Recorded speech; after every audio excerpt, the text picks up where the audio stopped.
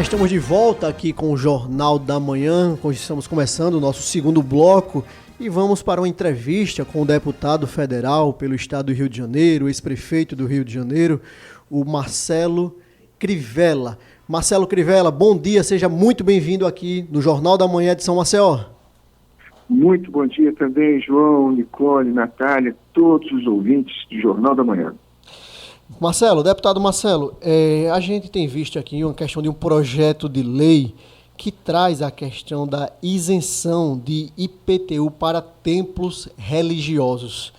Esse projeto é de sua autoria, ele já foi aprovado na Câmara, no Senado. Em que pé está esse projeto de lei? E ele segue nos municípios brasileiros, aqui em Maceió, no estado de Alagoas. Como é que está essa questão da isenção do IPTU para os templos religiosos? Ele já está sendo aplicado na prática? Está sim, João. Quando eu trabalhava no Senado Federal, hoje eu sou deputado, mas eu trabalhei no Senado 2 mandatos. Em 2015, eu apresentei essa proposta de emenda à Constituição. Depois de 7 anos de discussão, ela foi promulgada no passado, em fevereiro. E o que ela diz? Que estão imunes do pagamento do IPTU todos os templos religiosos em imóveis alugados. Antes, existia a imunidade para os templos próprios, não os alugados. E o Brasil tem mais de 100 mil templos alugados. Esses agora passaram a ter a imunidade. E olha, João, não é só o local da adoração. É aquele terreno ao lado que o padre, o pastor, o líder do centro espírita alugam para os membros estacionarem. Ou uma casa que está servindo de creche, orfanato, asilo de idosos, ou mesmo uma loja lá no shopping ou na avenida para vender Bíblia, literatura, ou a casa onde reside o padre, o bispo, o pastor, o missionário. Se a igreja for locatária, se o templo estiver o aluguel sendo pago pela igreja, ela tem imunidade do IPTU. Então, não é devido. Agora, eu preciso lembrar que essa proposta de emenda à Constituição virou emenda à Constituição, com o número 116, em fevereiro do ano passado. Como o IPTU incide no dia 1º de janeiro, no ano passado ela não trouxe benefícios e ficou adormecida. Por isso que esse ano, quando ela traz o benefício, porque o IPTU incide em 1º de janeiro de 2023 e ela já está em vigor desde fevereiro, muita gente pagou o IPTU. Pagaram à vista, com desconto em janeiro, ou estão pagando as mensalidades no carnê. Então eu queria muito pedir aos ouvintes do Jornal da Manhã, do Jovem Pan, a turma que está nos ouvindo aí em Maceió, para que avisasse o padre, o pastor, o líder espírita, de que existe a emenda à Constituição 116 e eles podem ir à prefeitura pegar o dinheiro de volta, que o pagamento foi indevido, a cobrança foi indevida. Se houver algum problema, basta ir no Ministério Público, o promotor, a promotora, são os fiscais da lei, eles vão notificar a prefeitura que vai devolver o dinheiro e tirar aquele templo religioso do cadastro de contribuintes, João. Ô deputado, caso a prefeitura se negue a devolver esse dinheiro já pago, qual a sanção que ela pode sofrer através desse templo religioso que tem esse aluguel que está sendo pago? Essa sanção vem através do Ministério Público que provoca o Poder Judiciário? Como é que se dá essa questão? E já tem algum caso didático em relação a isso? Ô, João, tem muitos casos. Muitas igrejas pagaram na vastidão do nosso território o IPTU em 2023. Quando foram à prefeitura disse que, olha, nós vamos analisar, vamos levar para o conselho. Na verdade, o secretário municipal de Fazenda, ele fica receoso de devolver dinheiro da prefeitura porque acha que amanhã podem cobrar dele. Por isso é que eu recomendo ir ao Ministério Público. E muitos foram. E é imediato, porque o promotor, vendo a emenda constitucional, ele não tem dúvidas. A Constituição é a Eva, é a mãe de todas as leis do Brasil. A primeira lei feita no Brasil foi em 1824, foi a Constituição escrita pelos nossos antepassados, pelo Dom Pedro I. Ou seja, deputado, na prática, caso o município retenha esse valor do IPTU, seria apropriação indébita, seria improbidade administrativa do município? Improbidade, e seria crime, porque nós não estamos falando de isenção, nós estamos falando de imunidade. A isenção é quando o imposto é devido e você, por alguma questão, deixa de pagar, porque, por exemplo, vamos supor que amanhã tem uma Olimpíada em Maceió. Então, vocês vão dar isenção durante 5 anos para quem construiu hotéis. É natural. Isenção tem um período e tem uma razão para a economia. Imunidade, não. Imunidade, o imposto não cabe, não existe. Aquele imposto não cabe, ele não é para ser cobrado, ele não existe naquela situação. E isso é o caso da igreja, imunidade. Portanto, se não cumprir a Constituição, é crime. Deputado, pulando um pouquinho para outra pauta, uma pauta que chama muita atenção, nós temos aqui em Alagoas o presidente da Câmara Federal, o deputado Arthur Lira, e você, como deputado federal pelo estado do Rio de Janeiro, qual a sua avaliação da gestão da casa do deputado federal Arthur Lira aí na Câmara Federal em Brasília? Excepcional. Arthur tem sido um homem que procura buscar a solução pacífica para todas as controvérsias. No início, isso aqui virou um dilúvio. Bolsonaristas chamando governistas de ladrões, de corruptos. E os governistas chamando os bolsonaristas de genocidas. Mataram gente na época do Covid. Quem podia conciliar isso? Arthur. Dezenas, centenas de reuniões. De tal maneira que nós conseguimos votar diversas leis, por exemplo, a reforma tributária, que não se votava há 20 anos. Graças à genialidade, à maneira pacífica dele conduzir todas essas questões, inclusive se relacionando com o governo. Acho que quem faz oposição tem direito a fazer oposição, mas não de maneira fanática. E o orçamento secreto, deputado Crivella? Como é que você vê a questão do orçamento secreto? Ele é legal? Ele é ilegal? Ele é moral? Como é que você vê essa questão do orçamento secreto? Agora vai ser, tenha certeza, uma Lava Jato 2. É o pessoal do PT querendo se vingar do que passou. Vai ser questionado, vai ser investigado. Pode ser que tenha um ou outro desvio. Mas são recursos aplicados em obras. Todos os deputados e senadores têm, constitucionalmente, recursos para enviar às suas cidades, prestar serviço àqueles seus eleitores. Sempre via prefeitura. Não há como se mandar para uma empresa ou para um consórcio qualquer. Vamos investigar. Se tiver de errado, nós vamos punir. Agora, política é sempre assim, João. A política é um dilúvio. É sempre as pessoas procurando o erro dos outros. Agora, eu digo a você, a reforma que nós votamos da tributária foi ótima para Alagoas, foi ótima para o Nordeste, sobretudo para essas áreas menos desenvolvidas do Brasil, eu digo em relação a São Paulo, Rio e Minas. Crivella, você já apoiou no momento da história o presidente Lula, depois apoiou o Bolsonaro.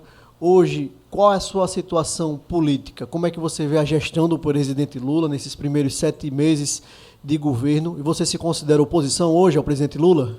Eu considero independente. Eu já apoiei o presidente Lula e apoiei o presidente Bolsonaro. Nós, cristãos, temos respeito por quem está no governo. A Bíblia diz: orai pelos vossos governantes. Portanto, tiradas as paixões, as tristezas, as frustrações, das derrotas, vamos apoiar, vamos orar por aqueles que estão no governo. E é assim que o meu partido, Republicanos, que fundei na época, que estava junto com o Zé Alencar, veja, eu era líder do PT no Senado, o Zé Alencar, vice-presidente da República, nós éramos do PL. Quando surgiu o caso do Mensalão, resolvemos sair e fundar um novo partido, com um gesto de idealismo, de renúncia, de amor ao próximo. Você deixar de ser líder, você perde todos os benefícios da liderança. E ele colocando em risco não ser de novo o candidato à vice-presidência na reeleição do Lula. Assim começou o PRB, que hoje é Republicanos e tem 42 deputados e 3 senadores. Nós somos independentes. O que for bom para o país pode contar conosco. Agora, tem certas coisas, João, que a gente não vota mesmo. Nós somos defensores da vida, somos contra o aborto, nós somos defensores da família, da livre iniciativa. Nós não somos comunistas nem socialistas. Nós somos defensores da liberdade de imprensa, nós somos contra a censura. Essas coisas a gente não negocia. Ô, deputado, em relação às acusações contra o presidente Jair Messias Bolsonaro, as várias acusações de corrupção, de improbidade, a questão das joias, como você vê essas acusações fundamentadas por investigações da Polícia Federal, do Ministério Público Federal, contra o ex-presidente da República?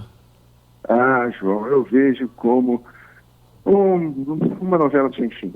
quem sai do poder, lá nos Estados Unidos é a mesma coisa, hein? O Trump está para ser preso.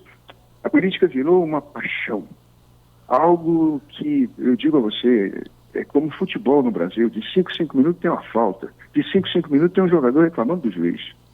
Aqui no Brasil, tenta-se encontrar problemas na gestão dos que passaram.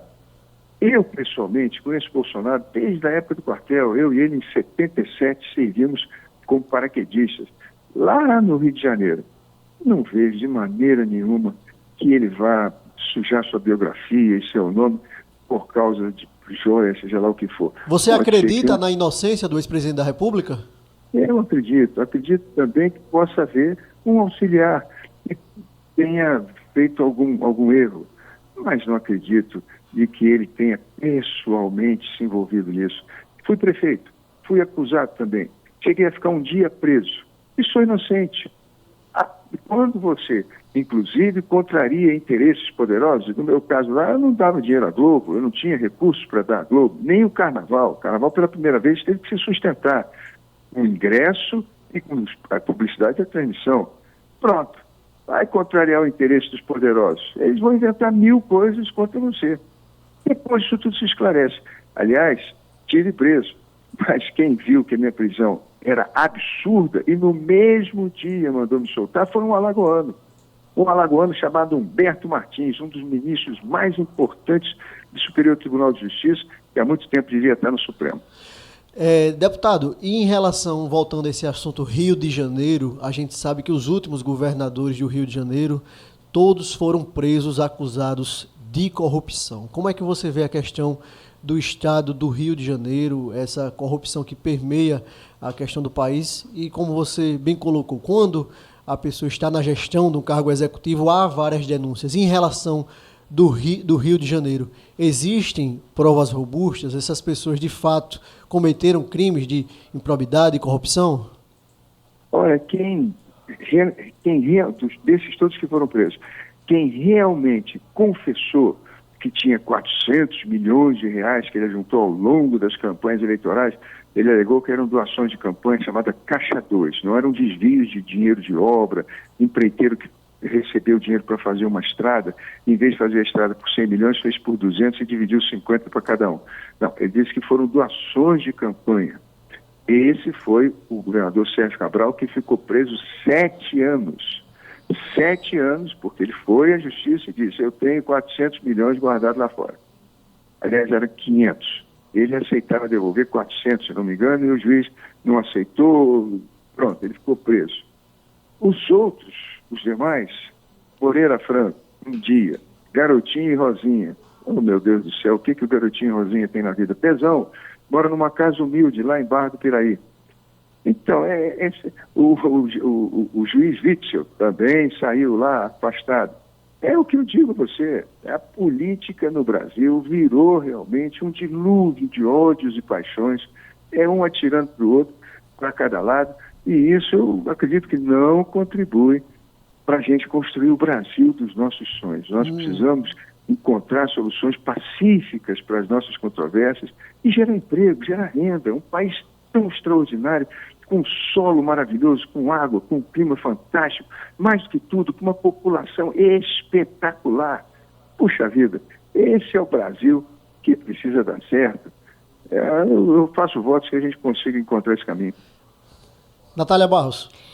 Deputado, a gente recebe sempre no Instagram, né, perguntas dos nossos leitores e seguidores para os nossos entrevistados, e com relação ao senhor, a gente recebeu uma do seguidor @marcio.36ras, onde ele pergunta o que o senhor acha dos cristãos, líderes de igrejas que se envolvem na política. E aí eu complemento, deputado, o senhor faz parte da bancada evangélica? O que defende exatamente este grupo político?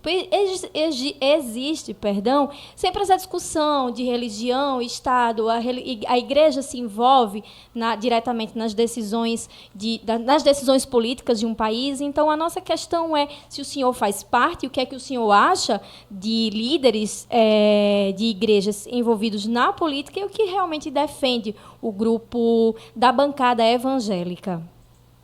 Sem sombra de dúvida, sou evangélico, faço parte da bancada dos evangélicos. A nossa frente tem 136 deputados. A católica tem mais ou menos uns 70. Mas os demais são católicos que não praticam. O Brasil tem, segundo o último censo, 120 milhões de católicos, 70 milhões de evangélicos. Ao total, somos 120 milhões. Dos 70 milhões de evangélicos, 70 são praticantes. Dos 120 milhões de católicos, 60 são praticantes. Metade dos católicos não vão à missa, não praticam. Assim é a Câmara dos Deputados. Metade dos católicos não fazem parte da frente dos católicos, mas a outra metade faz. E os evangélicos todos fazem parte da frente evangélica. O evangélico ele é mais praticante do que o católico. O que é que nós defendemos lá? Nós defendemos um Estado laico, em que o governo não atrapalhe a igreja. Por exemplo, agora, nessa minha emenda constitucional, que foi promulgada ano passado, o governo não tem que pegar impostos da igreja. Eu sou contribuinte da minha igreja, todo evangélico é. Eu já pago imposto sobre a minha renda, sobre o meu consumo e sobre o meu patrimônio. Portanto, eu pago IPTU. Agora, o dinheiro que sobra dos impostos, eu dou para a igreja, esse não é para pagar de novo imposto. Esse não tem que pagar IPTU, não tem que pagar imposto no consumo nem na renda. Esse é um dinheiro para assistência social e espiritual. Isso é que é separação do Estado. O governo não financia, nem pega dinheiro de lá. Outra coisa, defendemos a vida. Nós somos absolutamente contra o aborto, o assassinato de fetos na barriga da mãe. Tem que criar um projeto qualquer, seja preventivo, por lá, fazer como eu fiz no Rio de Janeiro, que era o DIU, mais de 60 mil mulheres colocaram DIU. Era um programa que eu dizia, gravidez indesejável, NAO, DIU. DIU, pronto. Mas aborto não. A natalidade surge no momento da concepção, com o óvulo e o espermatozoide, ali tem um bebê. Então, retirar isso para nós é o fim do mundo. Deputado Crivella, veja só, você não acha que a falta de protagonismo da Câmara Federal, dos deputados, não dá margem para o Supremo Tribunal Federal legislar, como é o caso, por exemplo, da questão do quantitativo de maconha que está para ser liberado aí pelo Supremo Tribunal Federal? Será que não falta esse protagonismo da classe política, dos deputados, para poder legislarem em causas importantes? E aí, em contrapartida, o Supremo Tribunal Federal está tomando essa responsabilidade dos políticos partidários? Não, mas é igual na casa da gente. O menino chega para a mãe e diz, mãe, eu estou precisando fazer isso. A mãe, meu filho, agora não dá, agora não tem condição, vamos esperar. O Congresso é assim, tem certos assuntos que não se consegue deliberar porque não consegue maioria. Para você fazer uma lei, você tem que ter maioria, mas você não consegue. A discussão aqui no Congresso é sofre pressão, vem todo mundo para cá, sindicatos, associações, igrejas, manifestantes, os corredores vivem lotados, os gabinetes dos deputados, o deputado só vai votar como? Mas o senhor já pensou nisso, já pensou naquilo? O senhor o quê? Olha, eu vou botar na internet. O tempo todo de pressão. No Supremo, não. O Supremo decide ali, ninguém entra lá, tem segurança. Então eles tomam uma decisão normalmente equivocada. Eu vou dar um exemplo. Quando eu era senador, nós tínhamos uma preocupação, o Congresso inteiro, porque os deputados e senadores pulavam muito de partido. O chefe começava num partido, um ano depois passava para o outro, um ano depois passava para o outro, né? Então achava-se que aquilo ali era uma coisa que não convinha. Como é que nós vamos mudar? Estudamos 1000 fórmulas, não chegamos a uma conclusão. O Supremo veio e disse assim, o mandato pertence ao partido. Se sair do partido, perde o mandato, entra o suplente. Pronto, resolvemos o problema. Parecia que 11 gênios, 11 superdotados, conseguiam encontrar a fórmula que 513 deputados vindo do Brasil inteiro e 81 senadores não conseguiam fazer. Pois bem, quando isso virou lei, essa jurisprudência, foi o momento em que mais políticos mudaram de partido. Por quê? Porque inventaram criar novos partidos. E aí nós passamos a ter 50 partidos e os políticos mudaram de partido como nunca antes. Quer dizer, não dá para fazer com que o Supremo encontre fórmulas divinas, mágicas, quando nas comissões, no plenário, a gente não consegue resolver um assunto. Tem que esperar, tem que dar um tempo. As coisas vão amadurecer mais na frente. O que se fizer antes vai ser precipitado, vai dar errado. É o caso, por exemplo, das drogas. Vai dar errado. O que foi adotado em outros países não melhorou a segurança, aumentou o consumo e pronto. Nicole Melo. Deputado, amanhã É dia 7 de setembro, dia da independência do Brasil. E eu gostaria de saber, deputado, qual a sua visão a respeito desta apropriação desta data para manifestações partidárias. O senhor é a favor ou contra essa apropriação? Eu sou absolutamente contra. Eu servi exército durante 8 anos, uma parte dela lá com o Bolsonaro na Brigada dos Paraquedistas, no Rio de Janeiro. Desfilei durante aquele tempo todo com a minha família, indo assistir, os amigos todos. É um dia da gente saudar a nossa memória. É um dia de lembrar do sacrifício. Aí em Alagoas, por exemplo, tem os grandes generais que criaram a república do país. Deodoro, Osório. São homens que vieram, que serviram, eu diria, de esteio à nossa nação. A biografia deles tem que ser conhecida, tem que ser respeitada, a memória deles tem que ser dita, ensinada nas escolas, para as crianças. Esse é o momento da nossa nacionalidade, do nosso patriotismo, de saber que esse país foi feito com os ameríndios que moravam aqui, com os ibéricos que atravessaram o Atlântico e depois com os negros africanos que nos deram o ciclo do açúcar, o ciclo do ouro e finalmente o ciclo do café. Homens e mulheres que trabalhavam 14 horas por dia, aí em Alagoas, inclusive, para onde fugiram. E depois de tanto sacrifício construindo a riqueza do Brasil, saíram da senzala e foram morar na favela.